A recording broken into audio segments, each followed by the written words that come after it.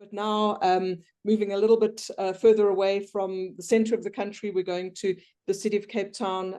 Daniel, we're going to hear from you about your efforts to build resilience. Can I please ask audience members to just make sure you're on meeting in. And Twele, if you could help with that. Thank you very much. Daniel, over to you. Thanks. You've got about 13 minutes. That's what everybody's getting. Thanks, Anthea. And thanks, everybody. And thanks to EDP for convening this session. And very encouraging and very inspiring to see what other our colleagues in Joburg are doing, but also very relevant to the conversation to understand some of the specific challenges that are happening at a community level that we need to rise to as a metro within our space in the city of Cape Town, but also as a country to sort of collectively address some of these climate change threats that we're facing. I think important, just as a sort of opening context from our side in Cape Town, is we have acknowledged where we have faced a number of climate-related challenges already. As you'd note from our 2017 drought, understanding and navigating that into a space where we are actively building water resilience, but specifically on the sort of bulk supply of water, so that we don't go into that space again. And then also looking at events such as the COVID pandemic and what that meant for the city government, as well as communities in Cape Town, but also around South Africa. And more recently, the flooding events that we've had in Cape Town over the last 2 rainy seasons, and what that means for communities, but also how the city needs to gear itself to respond to those more effectively going forward. So all of these things sort of go into a pot that we look at as a city to say, how can we learn, how can we be better next time so that we don't get caught out in these events and in the face of these crises, which we see. I haven't got presentations on the climate change forecasts, but we see that these sorts of events, natural hazards, are going to increase in frequency as we enter this climate change scenario that we are essentially in. But how do we navigate that going forward? And key to it, as I'm trying to emphasize, is to learn lessons and to realize in those lessons how we can build resilience in the future. So it's unfortunate where we learn lessons where there's some setback. The idea with building resilience is to be able to bounce back as quickly as possible and ensure that we don't get caught because of the same events or same phenomena happening over and over again. So bounce back as quickly as possible. And these are sort of quick resilience principles that the city of Cape Town is trying to absorb and take forward. So in the presentation I'm going to just talk through more generically how we're organizing ourselves in Cape Town and building our climate change risk resilience function, and what that means across the whole city, and how that function actually interacts with the threats that we see exposed or see coming down the pipeline that the city is going to have to navigate, and how we take Cape Town and the communities in Cape Town through these challenges that we face in as resilient an approach as possible, and maintain our trajectory for service delivery and economic growth in Cape Town. So on the note of service delivery and economic growth, there we go, my slide. The house in the center should be familiar for all people living in Cape Town, hopefully, and hopefully for some of those who don't, but that is our integrated development plan. And you'll see the integrated development plan has at the very top level is this, the objective of achieving or becoming a city of hope. And what that city of hope means is essentially all of these things that the city delivers as services and as outcomes are achieved in allowing citizens, residents, communities, businesses to feel part of the city of hope and to achieve to receive the relevant services. But those services and those functions and the things that the city is trying to achieve through the integrated development plan are coming under threat. And those threats are highlighted by all of the arrows. These are the sort of most proximal most proximal links to those objectives that those threats act on. But you can look through each of these and see how they cascade. Each of these threats actually cascade across multiple layers of our integrated development plan. And what we need to do is make sure that the integrated development plan is cognizant of those threats and tries to navigate those threats going forward. And importantly, so those middle green layers of our integrated development plan are the sort of delivery components of the integrated development plan, where we are specifically driving safety programs and delivery of basic services such as water infrastructure, electricity infrastructure, etc., enabling housing development, creating public spaces, and ensuring that there's an integrated transport system. However, in order to support the delivery of those throughout the term of the IDP and hopefully beyond the IDP, is building this resilient component, which is the foundation of that. So each of those threats need to be backed up with how we're making sure that what we're doing in these spaces is resilient and can withstand those threats in the future.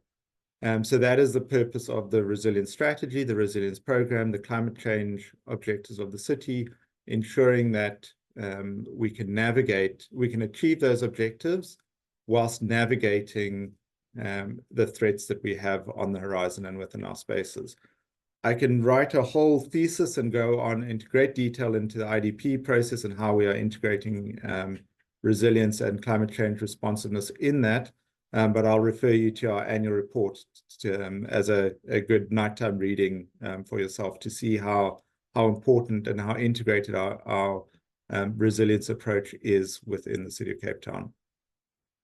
But what have we done specifically to try and enable this? And one of the key things that we've done as a city is identify the relationship between risk and resilience. And what we have done, therefore, is actually bring structurally these functions together. So we have an integrated risk and resilience function within the City of Cape Town that is responsible for corporate risk management, or integrated risk management across the city, and I'll speak to more about that later, as well as the resilience building and climate change adaptation, climate change response efforts through the city. And then realizing that when these spaces need capacity building, when we're navigating crises and in advance of crises or specific events happening, we need to ensure that we have a level of business continuity so that the city at the very least can continue to deliver its critical services within those essential spaces. So the business continuity function also falls within the risk and resilience function to ensure that we have that navigating ability within those events. And the sort of current model or the customized model is really that I've sort of put out there is really looking at across these functions. We're ensuring that there's leadership integration, we're integrating resilience into strategy, we're identifying risk, and we are looking at what it means to respond with resilience and build resilience in the face of shocks and stresses that are coming our way. What that structure does is not just a structure with a couple of bodies in place, it also operates across the city in various forums. And I've listed a couple of those forums here. That list is ever growing, but primarily we have a corporate business continuity coordinating committee, which really starts to look at those weak signals and those major threats that are coming into the city that we have to navigate. So in the moment, we can actually navigate the continuation of services and plan for that continuation. And we have built in a reflective functioning component into that, so that at the end or during a crisis, we're actually learning from it and we're adapting and improving our response going forward. Very hypothetical, you have to see it in practice to really get an appreciation of it. But just to throw that out there as a sort of major component of the city's response. We also participate on the community side and ensuring that we have a climate change action platform, which we are busy in the process of establishing. in collaboration with the EDP, so that it's not just the city undertaking climate change action, it's sharing information with communities, understanding what the community's readiness is for climate change responsiveness, and helping to navigate where the city can support that, where communities need support from the city, and where the city actually needs support from communities, be it climate change responses that in spaces that the city doesn't traditionally operate in. How do we start navigating those complex spaces? And that forum is really established or being established for those purposes. We have various other community structures. I've just listed a couple of them, including area coordinating teams, which is a disaster risk management space where we go in and help understand and get an appreciation of climate change threats at a community level. And I'll speak a bit more about that in future. Then on an intergovernmental level, primarily we have the Presidential Coordinating Committee, but also a number of government-wide programs looking at climate change. And the city continues to interact with those and ensure that there's a collective whole of government approach to those. Also within the provincial government, we navigate within those spaces. Then at an international level, we are linked into a number of international networks, including C40, as was mentioned earlier. We have a Resilient Cities Network, we have ECLI. So all of these organizations and institutions exist to try and help cities and regions navigate the threats of climate change. And we are making the most of ensuring that we are linked in and drawing down information and to some extent stealing best practice from a number of those networks and adapting them within the Cape Town context. As the city of Joburg indicated, most cities have a climate strategy. This is the city of Cape Town's climate change strategy, which really looks at two aspects, or three aspects if you look at it that way. In the sort of top side of the strategies, our strategic focus areas 1 to 5/half of 6. We're looking at building adaptive capacity or adaptation, knowing that climate change is upon us and we need to be able to respond to it. And then at the strategic focus areas 6.5 onwards, we're building a lot of economic output, economic levers from the climate change strategy, but also trying to ensure that we can mitigate as much as possible the impact of Cape Town and our development in the global pursuit of trying to slow down or bend the curve downwards around our climate change projections. So that's much longer term and sort of less immediate, but also has some immediate benefits from, for instance, using clean energy and the cost effectiveness that provides to the city of Cape Town and its residents.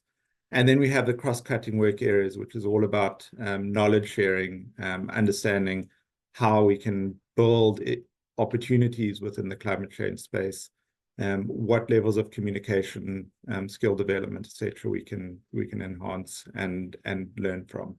So in a nutshell, that is our climate change strategy, and you'll see I'll focus more on the strategic focus areas 1 to 5 within this presentation, because it is about that building that adaptive capacity to be able to respond in the face of climate change that we're focused on here. We also, through our corporate risk management process, we have a strong focus on identification of risk. Well, it is the purpose of it is identification of risk, but a lot of that risk that flows through is sort of future risk that we consider is going to be a major threat on our developmental trajectory. And I haven't highlighted it specifically here. Climate change links into all of these, but we do have a specific risk. You'll see that number 8 there. It's not to say that it's ranked number 8, it's just risk number 8 in our corporate risk register, and that is around climate change, the negative effects of climate change. It does interface with a number of the other risks that we have across the city. So managing the risk, identifying the risk as the first is key, and then having risk response activities that are tracked, monitored, budgeted, and implemented over time are critical in terms of actually navigating that climate change response. What we are doing within the risk environment is also through our risk management, risk and resilience framework, is ensuring that the response to risk is actually building resilience. It's not just addressing the risk directly head on and making sure that that risk is minimized. It's how do we build a system that will make sure that that risk is minimized and we can recover from risks in the future. Daniel, it's Anthea here. Sorry, I'm 3 minutes. Oh, wow. Okay. Yeah, sorry. Business continuity. All right. So there's a whole thesis, as I said, that I could write on each of these slides. I'm going to go very quickly then. So on the business continuity planning side, we have a function within the city that looks at these threats. We build scenarios around these threats, and we actually role play through a number of these threats, specifically to deliver city services going forward. And that business continuity function operates across the whole city and integrates across the city to ensure that we have business continuity plans in place and respond to threats as they come forward.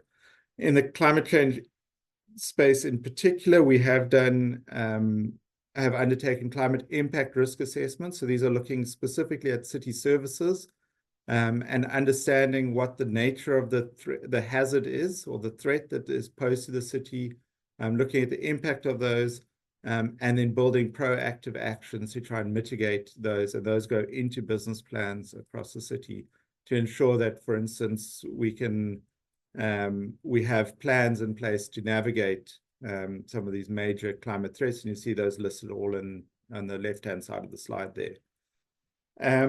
A specific example of some of our climate change actions going forward is a heat action plan. Typically our action plans, our climate change action plans, talk to 3 levers. So the heat one I've just put up as the example of that.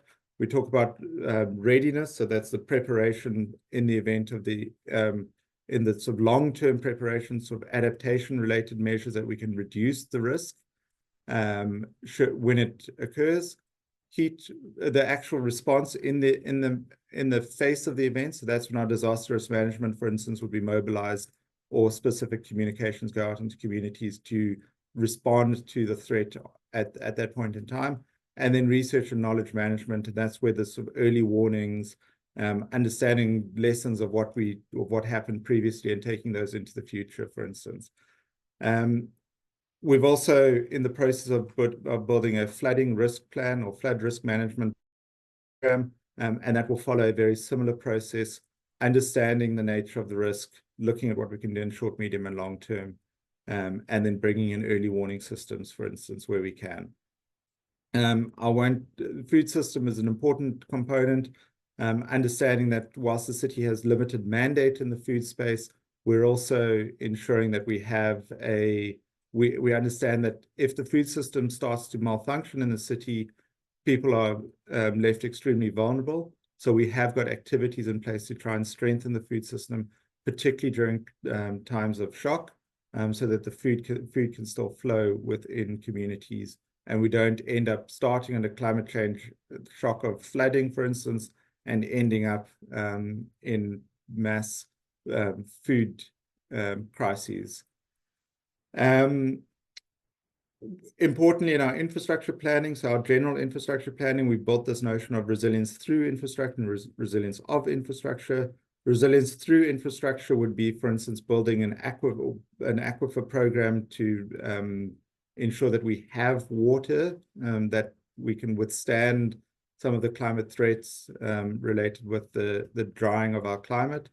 And then resilience of infrastructure would be ensuring that whatever infrastructure we're putting in place is able to withstand particular climate threats. And that might be a seawall, it might be where we put the bus routes, that the dunes don't encroach on them, for example. I spoke very briefly about supporting citizen action. I won't go into this too much, but we have a Let's Act campaign, which really looks at trying to not just the city doing things, it's how the city can start enabling and work with communities to respond to climate change related threats. as well as other threats across the city. So this got here as a beach cleanup campaign where community members were brought in or activated to help reduce litter on beaches.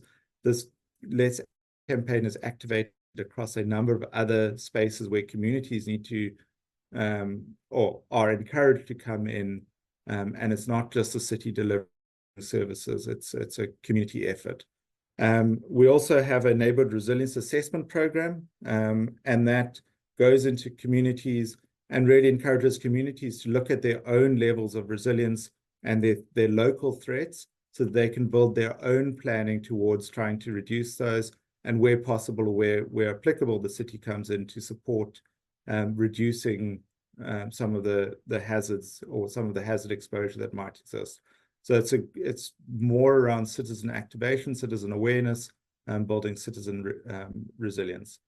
And then finally, I mentioned the reflective process that we undertake during times of stress.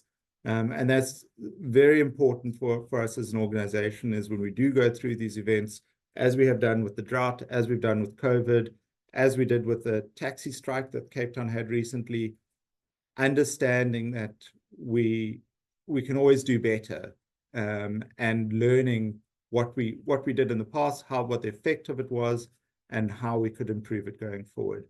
And I'd leave it at that message. So the key, and maybe the key message from that to leave on that note, is our response to climate change threats is continually evolving.